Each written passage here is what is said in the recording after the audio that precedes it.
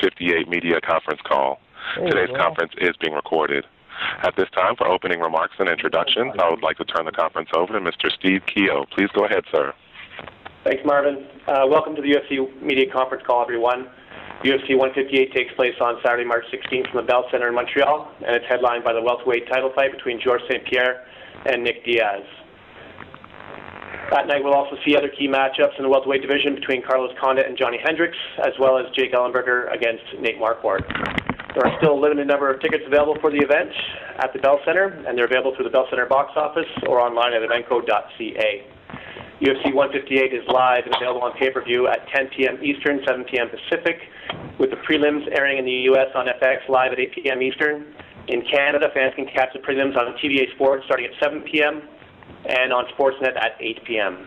Today we're joined on the call by 5 of the 6 welterweights headlining the UFC 158, as well as President Dana White and Director of Canadian Operations Tom Wright.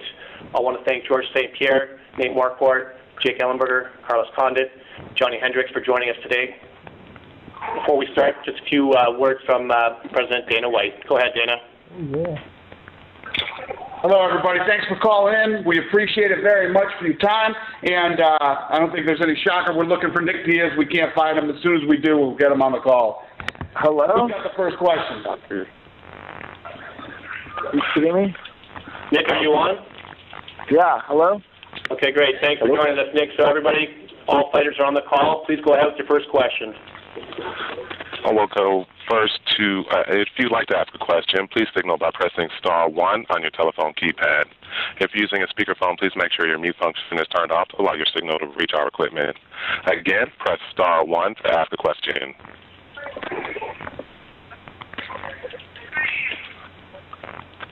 We'll go with Neil Davidson with the Canadian Press. Please go ahead. Carlos Condit.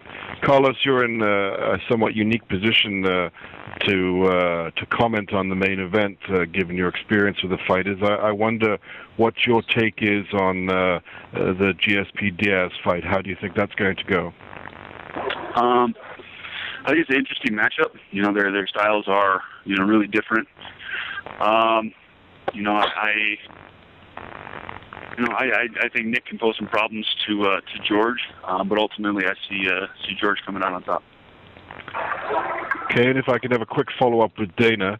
Dana, a lot of people, I think yourself included, and George has said that the St-Pierre Diaz fight was the one that fans wanted to see. Obviously, Johnny Hendricks had been on a good run, but why do you think? What is the appeal of GSP and Diaz? Is it the conflict of styles or conflict of personalities or both? I think it's both. And like Carlos Condit said, I think that Nick Diaz, his stand-up, you can't emulate his stand-up. I don't care who you bring in. The kid's boxing is unbelievable. He's got great hands. And he knocks people out. George St-Pierre's wrestling is phenomenal, and Diaz is great on the ground, too. And this is the fight that the champ wanted. The champ wanted this fight. Diaz has been asking for this fight for a long time, so it's the fight that's happening first. Okay, thanks very much. We're going to talk in here. Thank you. We'll go next to Ben Folks with USA Today. Please go ahead. Yeah, my question first for George. We've seen this ad kind of running on a loop with Dana saying that you called Nick Diaz the most disrespectful person you've ever met. I'm curious what prompted that description from you, and I'd also like to hear a reaction from Nick. Well, it's not the first time that the opponent, the guy that I'm fighting, tried to get in my head. I've fought many people before that disrespect me. And for me, it's another fight, and train very hard, ready for the fight, and I don't focus on that. I focus on things that I do control. I don't focus on things that people are saying about me. I focus only on myself and what I'm going to do. And Nick, I mean, if you care to respond to, I'm sure you've seen that ad by now, with Dana saying that George had called you the most disrespectful person you'd ever met. What do you think about that? I don't know. I'd phase out of line a little bit. I just demanded the amount of attention that I felt I should have been getting. Yeah. Okay. And I just think that we're both martial artists, and I think I would I'd like to be considered for who I am, and I come from a background of important MMA fighters and martial artists, and it's not just a joke, And people like to talk about my skill level and my wins or this and that, but I had to make do with what I had to work with what I got started, and I think that that George, I think he can appreciate that and he can understand that and respect that, and I think that he knows that I'm the right guy to be in this position right now, and that's why I'm in this position right now, and I think that he knows it and he respects that, and I don't know. That's pretty much what comes into my head. Great. And quickly follow up with George. Was there a specific incident that prompted you to say that to Dana, or was it just watching? Well, yeah. I suppose that it was just there's a lot of I don't get a lot of recognition for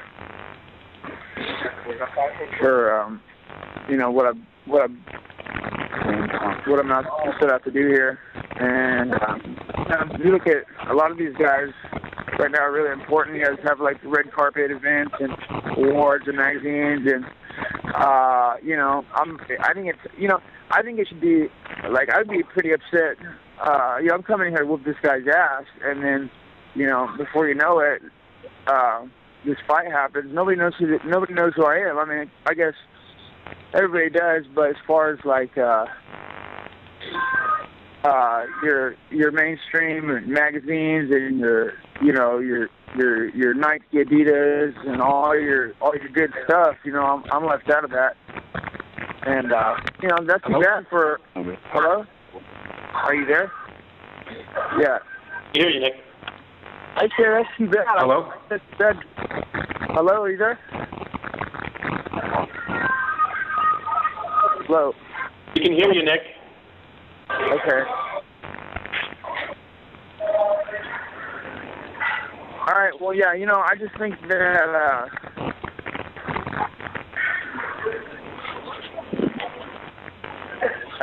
that I should be given the credit that I deserve, and that George St-Pierre should be given this sort of decorated opponent that he deserves, and I'm hardly that. From the fans' perspective or from the people's perspective, and that makes me pretty angry. And then when I come off on a video, I come off pretty angry. So you can talk about all this disrespect and how I bring forth all this disrespect. I'm so disrespectful, but I'm disrespectful only because I would like the acknowledgement that I've gotten over the last. Months or weeks leading up to this fight from George St-Pierre, because he will tell you right now that he believes that I'm the right guy to be in this position, and I think that that's for a very important reasoning, and I think that should be brought to the table, and that's a lot of time that's where a lot of my attitude comes from, but all said and done, he's ready to fight. He's ready to recognize me as the rightful opponent, and so I don't got no problem. All right, I'm ready to fight. I don't know how the fans feel about that, but I'm not over here trying to make friends. I don't know what you want me to say. Disrespectful. What? I think it's disrespectful that people try to act like I'm not important. You know who I am. Everybody knows who I am. George knows who I am. And I know that if I were in his position, I would know especially who I am. Especially, number one, first and foremost. So that's all I can say about that, I guess. All right, great. Thanks. Thank you. We'll go next to AJ Perez from FoxSports.com. For George, there's on Twitter. There's a kind of a trending thing the last couple of days. GSP's dark place. Have you seen that kind of those tweets coming out the last few days? And what do you think about that? No, I have not seen it. I never tweet once in my life. I have people doing it for me and posting the stuff for me, and I'm not into the social media at all, unfortunately. And a follow up for Diaz. Do you this whole dark place thing? You've seen it mentioned several times. What do you think his dark place is, Nick? I'm sorry. Tell me again. A dark place. Yeah, the GSP said he's going to draw from a dark place to kind of in this fight coming up next week. Do you you have a lot to draw off of? Do you think? I don't know. I don't know why he's acting up. I think he should just be himself and do his thing. He wants to come all from the dark side on this one. I don't understand it. Like, I really don't. I could give it. I don't care. I'm not told about how they're going to portray me or him, or they don't give me any ideas or plans on how they're going to do some sort of a build-up or a prime time, or if they're going to do it or if they're not going to do it. I'm sitting around and plan how I'm going to act or how I'm going to come off. Oh, I better say something intimidating, or I better talk this shit or that shit. I just got to do what I got to do. So I don't know what he's going through with the whole dark side or where he comes from or whatever. I know where the fuck I come from. I don't have to dredge up some bullshit to get everybody excited. So whatever, you gotta do what you gotta do. I mean, they put you up to doing what you gotta do as well too. They want to tell you you're exciting, you're not exciting, you're important, you're not important. You wonder too if you're not in the media circle. You wonder what the fuck's going on. I'm sure you. Pardon me. I'm sure you're worried about it.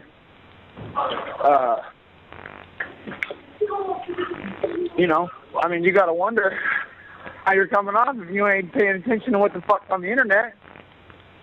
And then now you're over here doing I'm from the dark side mode. I don't know. I'm ready to do my job. I got fight. I'll keep it real.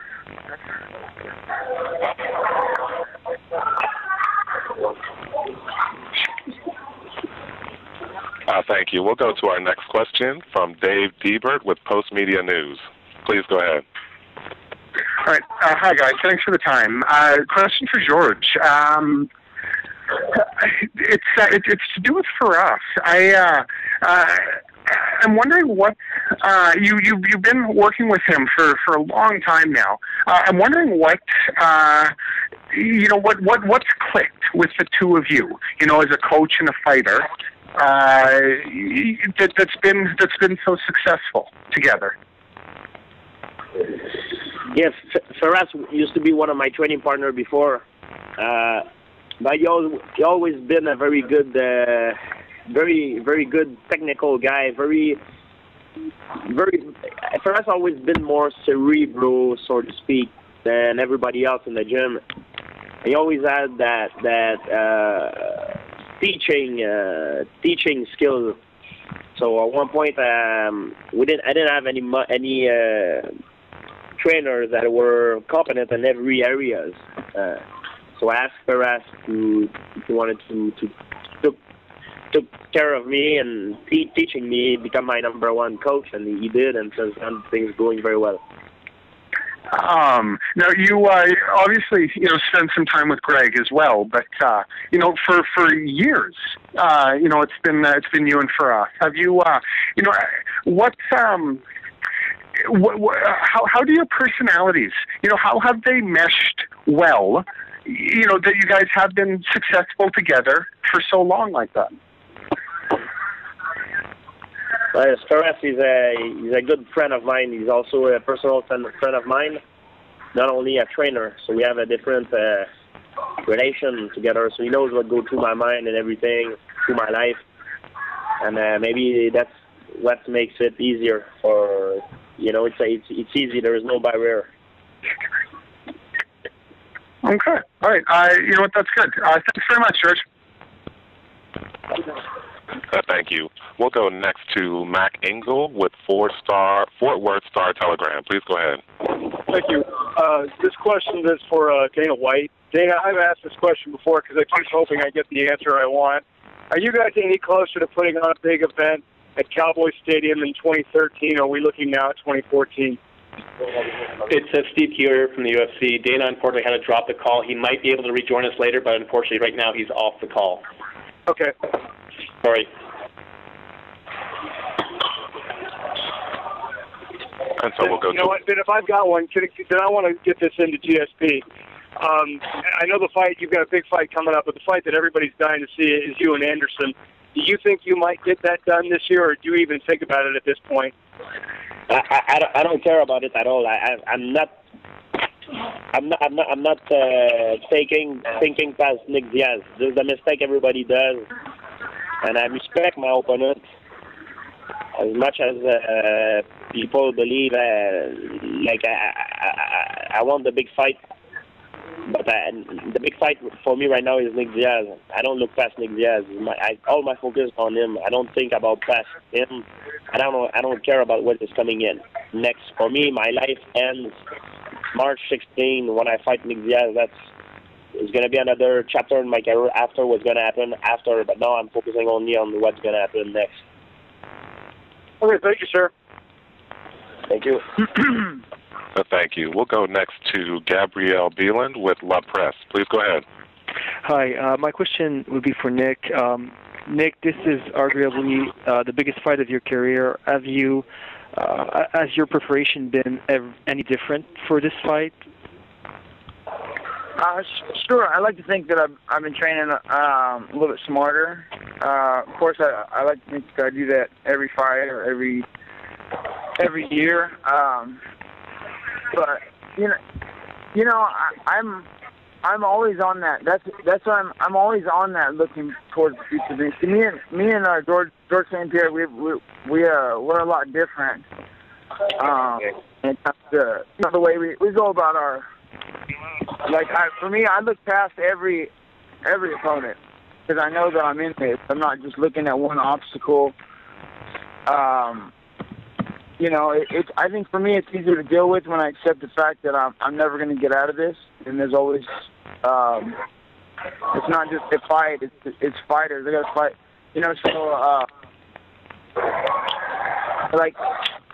I've looked past every opponent to get to the number one spot of the welterweight division. And then I look past that, I look further beyond that. Like if it were up to me to say, I would take that fight with Anderson Silva. I would say, yeah, of course. I'm looking forward to the next best thing, always.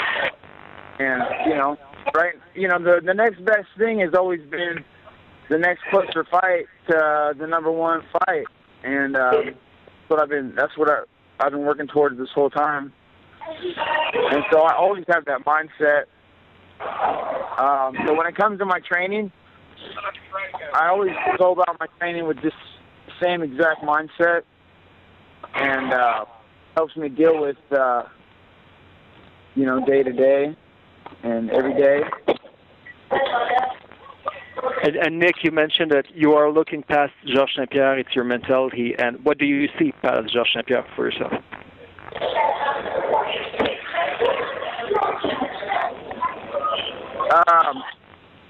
I don't know. I'll have to take a long, hard look. But if I had that option available to me, I would be honored to be in that position. And I would be gratefully accepting of that position or fight, if you will, with the 85-pound champion or the 155-pound champion. I would take either fight, and I think I could beat either guy. I'd like to be the guy to win a title at both weights. I'd like to be a runner-up in the pound-for-pound rankings, and that's the number one goal. Aside from the number one ranking in the welterweight division, that's what I've been working for or working towards here. Thank you, Nick. Overall. Thank you. We'll go next to Victor Garcia with Fox News Latino. Please go ahead. All right. GSP, I wanted to ask you a question. Number one, if Nick Diaz didn't call you out after the BJ Penn fight, would you have asked for this matchup? Yes, because I think his victory over BJ Penn and the way he beat BJ Penn solidify his position as the number one guy. And his fight with Carlos Condit is a very close decision that he lost, and I believe it solidifies his position as the number one guy. And I believe, I would like to fight him because of that, of course. All right. Now, Nick, I wanted to ask you, how much do you really hate doing this type of stuff, like these conference calls and like that? I know a lot of press has been going on about that. How much do you, how much do you dislike doing this stuff? Oh, I like it just fine. I just like to know about it. I got the heads up here. I checked my messages last night, and I had been getting messages yesterday about this call today. But luckily I was running a little bit late. Otherwise, I wouldn't even have known that I had a call. And so, it's just, for me, like a couple weeks away from the fight, I'm pretty focused in doing the rest of what I got to do. And, when I've got cameras following me around, and you know what, I don't mind that either. I don't care if there's a camera crew sitting in the back seat of my car. I can give a shit. I just don't like, I don't like what I'm not ready for. I don't know about it. You got George, they got someone over there powdering his nose out. And they're gonna send him off for a video shoot. He's got someone gonna make a Twitter for him. Now he don't even know how to talk. He don't know how to act right. He's got people living his life for him in the open or in the public. I mean, I don't know how. I would like to just stay out of I would like to just keep it real. That way I don't got to put on no image. I don't know how it works out. I'm not in his shoes, so I don't know. I have moderate a little assumption I can make from time to time. But I think that I would just like to keep it real, and be me. But it's really hard to do. You walk around everywhere, and everybody knows who I am. And it's embarrassing too, when you're not looking the way you want to look and coming off the way you want to come off. But everybody on every street corner knows who you are. They can see you a mile away. They're like, hey, look, and they point a finger. You can't get away from that, So it's the same thing as a video camera. And I'm happy for it. I'm ready for it. But I'm happy for it when I'm ready for it, And my life's a mess. I'm not afraid to admit it. I work hard regardless through this shit. But I don't have people, toweling me off and handing me water bottles left and right and getting my, training ready for me and getting my shit ready. I got to do all that shit on my own. And every day I know it, that I'm over here doing it on my own, and that's why I know I have to go that much harder and concentrate and do that much more, because I don't have people sending tweets out for me. I don't have people taking care of my money or financial tax obligations or whatever, what have you. All that stuff that's important that people don't want to talk about. Yeah, I'm pretty fucked there, because I'm too busy fighting all your fights. I'm too busy entertaining all the fans. I don't see anybody else bringing shit to the table. You know, this martial arts works for them too when it comes to like the way that everybody wants to be like GSP. Everybody wants to be strong, and they want to have the fitness, and they want to just kind of overcome that technical aspect by just being stronger, more explosive, quicker. You know, beating you to the punch when it comes to the scoring in the 5 minutes. And it's just, it's really not what martial arts is about. And this is mixed martial arts, and that's what we should bring to the table for the fans. That's what the fans want to see. And they can recognize that, obviously, because I've lost a shitload of fights. But guess what? I'm here.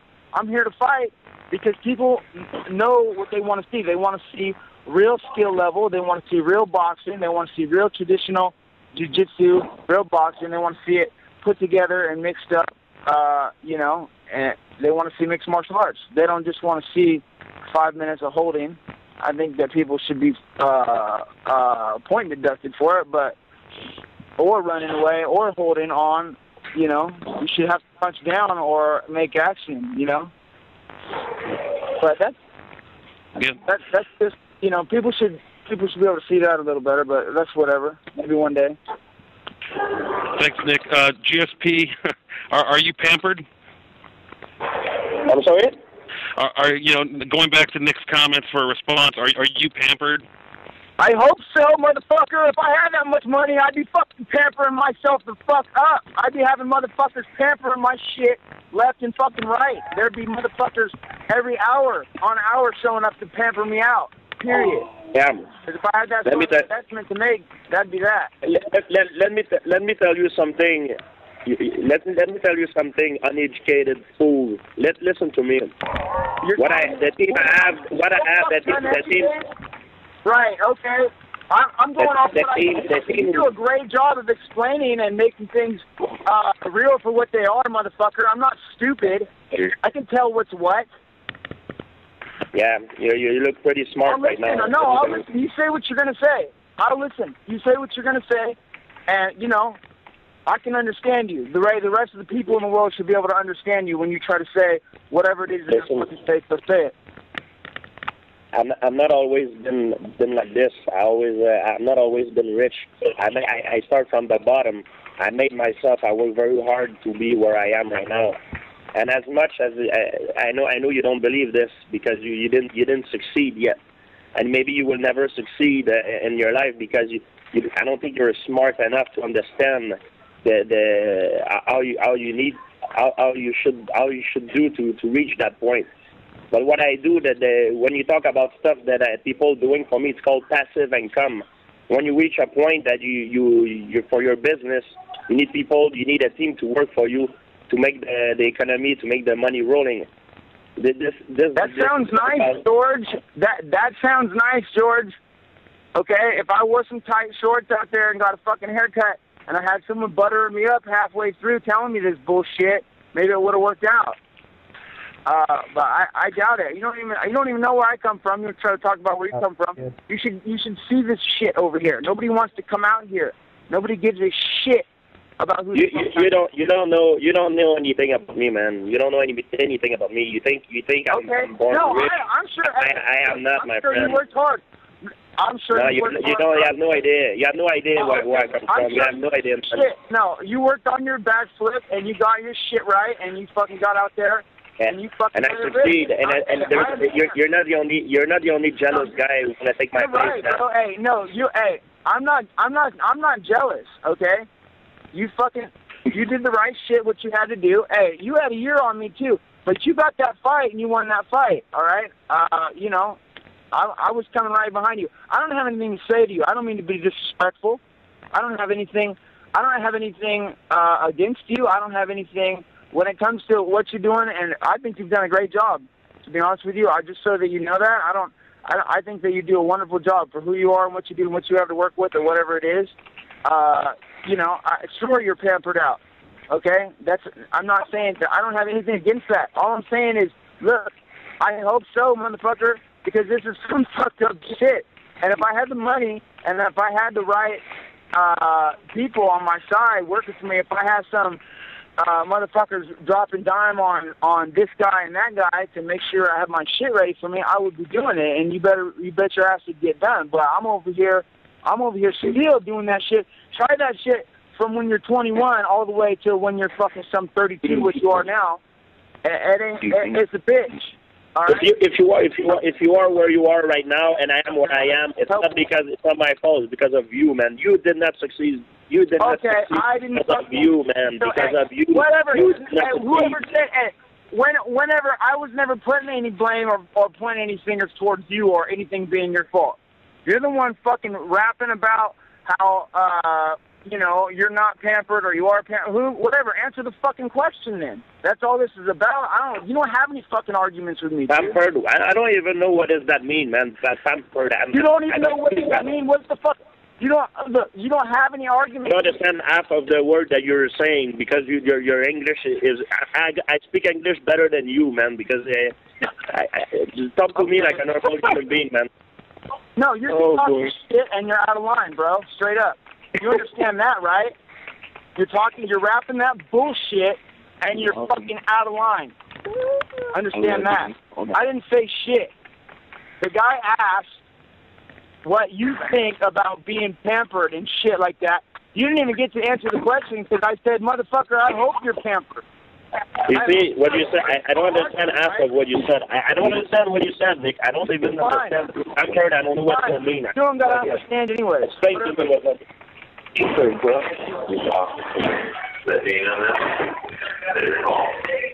we're going to understand your English, Marvin. We will go to the next question from Ron Kruk with Inside MMA. Please go ahead. Hey guys, don't really know how to follow that up. Let's go over to George St-Pierre. George, there's no secret that you wanted Nick Diaz for a while now, and just hearing some of the things that were said in this exchange. I mean, have you ever gone into a fight with so much, animosity between you and your opponent? Yeah, why would he want to fight me anyways? What did I ever say? He ain't got no goddamn reason to fight me. Straight up. I mean, other than that, I'm the #1 martial artist, not because I'm disrespectful. I got a bad attitude, and I deserve to get beat down. That's what you said, right? Who the fuck are you? I'm over here. No, you know what? Honestly, straight up, I don't think that you deserve to get beat down. I don't think that. I don't think. You know what? I don't want anybody to get beat down. I'd like to win the fight. Like I said, you're over here. You know me, don't you? You know me real well. You know I deserve to get beat down. Listen to me, Nick. Listen to me. Do you seriously?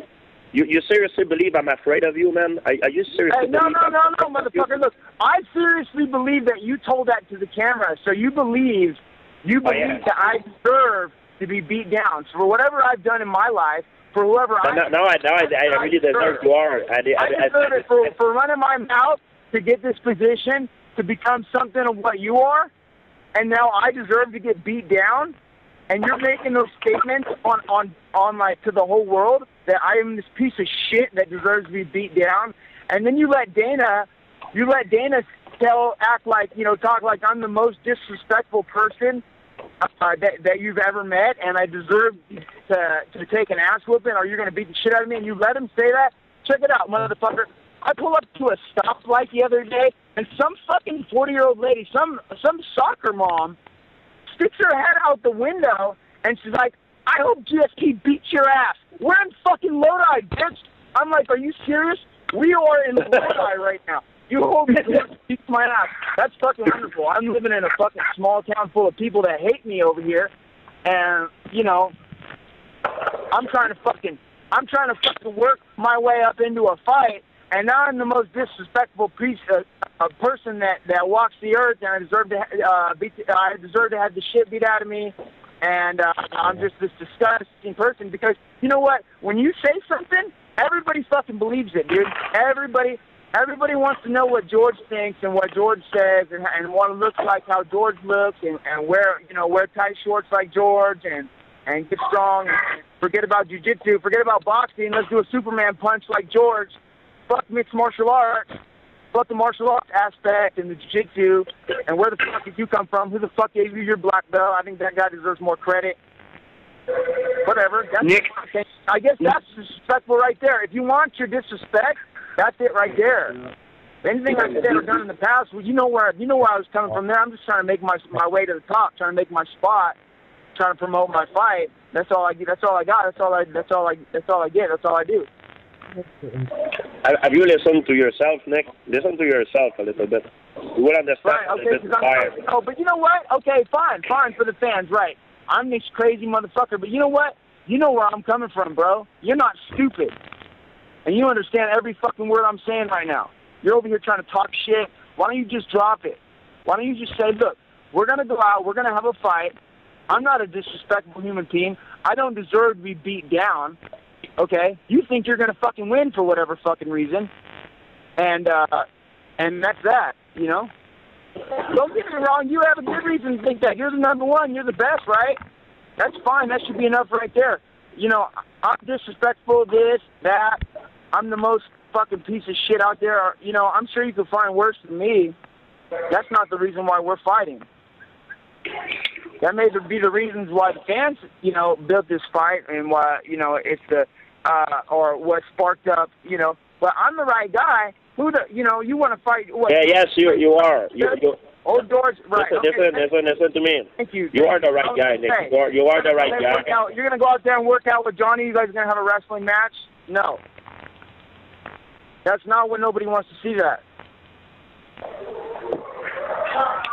We're fighting each other because you're the right guy. You're the number one guy. And the fact that there is a lot of animosity, it's good for the fight. It's good promotion. Everybody wants to have that fight because you're the right guy. I don't wish you a bad life. I don't wish you bad things. It's a fight. I want to win. We all want to be champion. We all want the number one spot. It can only be one guy. It's a lot of animosity. It's a full contact fight. We can die there. We can lose our you know, it's a dangerous sport we're doing. That's why it's a lot of tension. The best man will win, and that's it. That's what it's gonna be. The best man will win. And we'll go to our next question from Ariel Helwini. Please go ahead. The question for Nick. Obviously, it's been a while since we've talked to you, and you've had a fight, and you're obviously very open and almost like say excited today. Is this kind of your way of maybe unleashing some of the feelings that you've kept inside for the last year since you've been out of the limelight? No.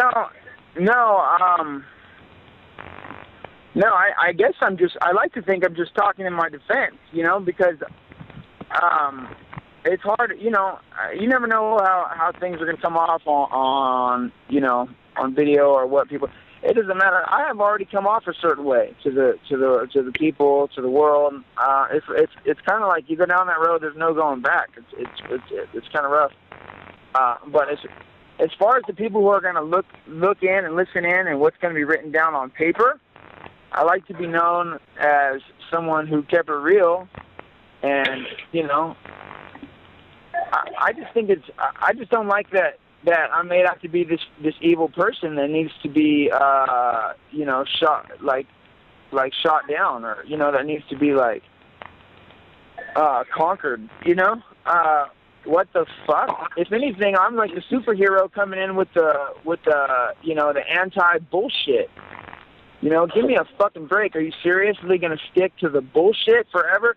This is mixed martial arts, ladies and gentlemen. This is some boring ass shit we're watching lately. You know, and we should see something new as far as I'm concerned. I don't mean to talk shit. I like George. I'm a fan of George St-Pierre. I appreciate everything he does, and he does what he does to win. I just think that you know, and it meets the scoring criteria. I think that should be changed. I think that sucks. I think that really fucks it up for everybody. But and, you know, people hate me for saying that too. But especially the strong wrestler, especially the strong guy. He hates me for that one, and doesn't want to hear it and would love to ignore it. But one day, I think the rest of the people of the world are going to see mixed martial arts for what it is and what it used to be, and maybe start to, you know, manipulate this the way it works a little bit. I mean, come on, the scoring and the judging and the system and the whole, it's crap. I think they should just go ahead and take the elbows out too.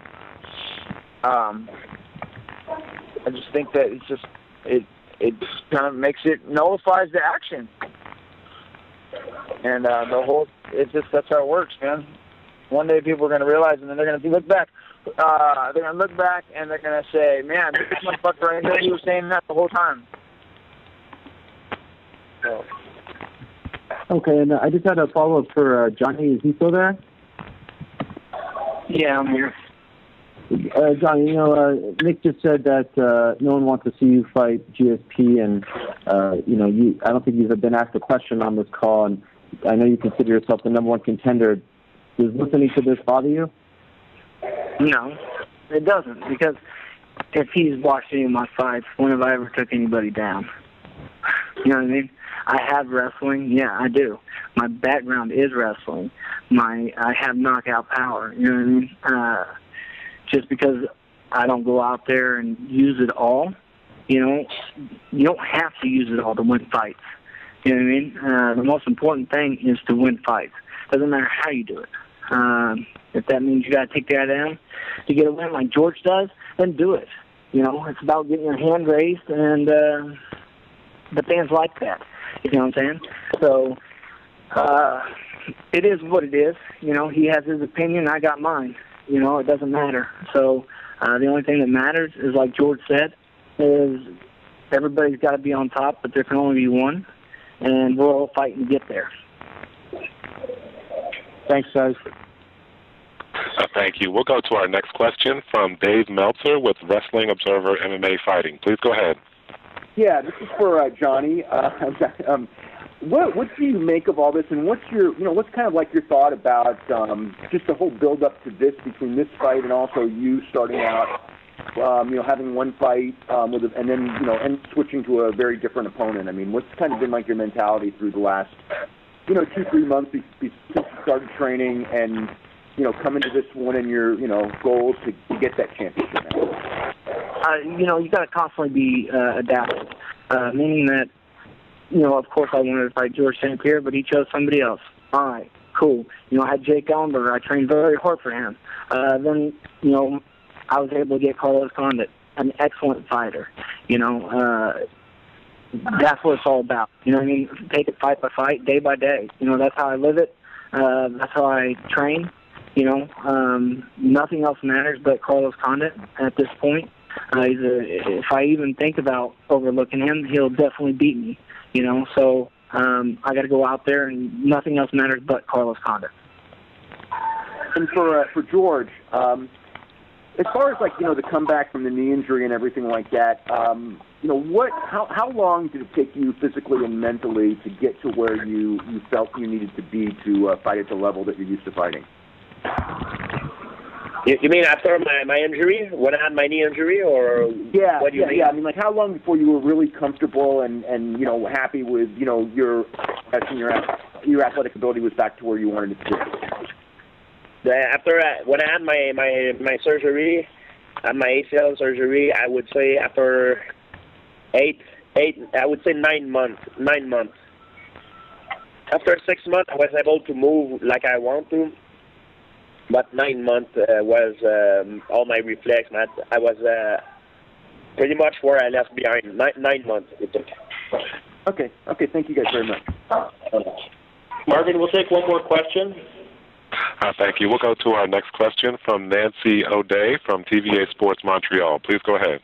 Oui, 2 questions en français pour Georges St-Pierre. Georges, tu t'attendais à ce qu'il y ait des gros mots et tout ça. C'est pas la première fois que ça t'arrive. À quel point ça peut te déconcentrer? Je pense que tu étais prêt à ça. Est-ce que ça te déconcentre ou au contraire, c'est quelque chose qui peut te motiver pour le 16 mars? Non, au contraire, ça me motive. Ça va me garder plus concentré sur l'objectif.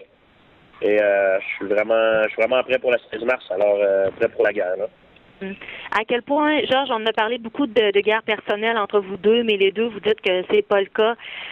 Dans quel aspect ce combat-là représente un défi pour toi? Dans quel aspect c'est un combat qui va intéresser les fans? plus que tes combats, notamment contre Krochek ou contre Condit, par exemple? Il y a beaucoup d'animosité entre les deux et je crois que le fait qu'il y ait une histoire en arrière, ça porte attention et je crois aussi que pour le style qu'on a, on match très bien ensemble, point de vue style, et ça va être un combat explosif. OK, merci. Thanks, Nancy, and thanks, everyone. I want to thank all the fighters for joining the call today, also the media, Dana White and Tom Wright. I just want to update a quick update on the schedule for UFC 158.